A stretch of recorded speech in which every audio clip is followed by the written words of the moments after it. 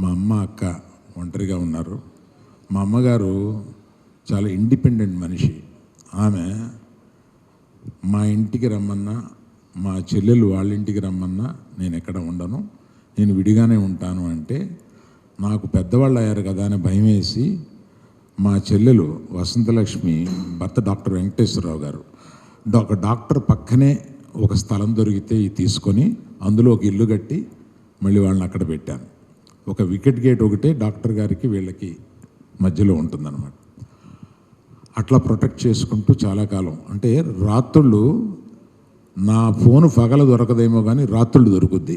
రాత్రి 10 నుంచి పొద్దున్న 6 వరకు ఎప్పుడు చేసినా ఏంటంటే తల్లిదండ్రులు ఎప్పుడు ఏ అవసరం ఉంటుందో, ఏ ఎమర్జెన్సీ ఉంటుందో అని ఎప్పుడు ఆన్ చేసుకుని నైటు పెద్ద వాల్యూమ్ పెట్టుకుని పడుకునేవాడిని.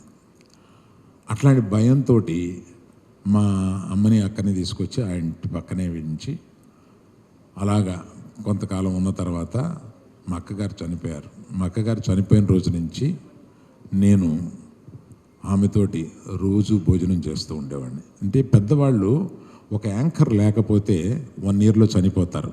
మీరందరూ కూడా చూసి ఉంటారు అది.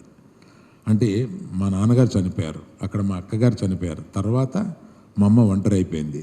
ఈమె కూడా 1 ఇయర్లో వెళ్ళిపోద్ది అని అనిపించి నాకు 10వ రోజు నుంచి నేనే మా అమ్మ దగ్గరికి రోజు మధ్యాహ్నం భోజనానికి వెళ్ళేవాడిని. సో ఆవిడకి ఒక యాంకర్, వాడు ఏం తింటాడు, ఏముంటాడు, ఏం వండాలి, ఇలాంటి దాని మీద ఆమెకు ఒక యాంకర్ క్రియేట్ చేసి, తర్వాత లాస్ట్ 2 ఇయర్స్లో ఆమె అస్వస్థతకు గురవుతుందని చెప్పి మా చెల్లెలు వసంతలక్ష్మి ఆ వికెట్ గేట్ తీసేసి తన ఇంట్లోకే తీసుకొచ్చి పెట్టుకుని డాక్టర్స్ పర్యవేక్షణలో ఆవిడని రక్షిస్తూ వచ్చారు.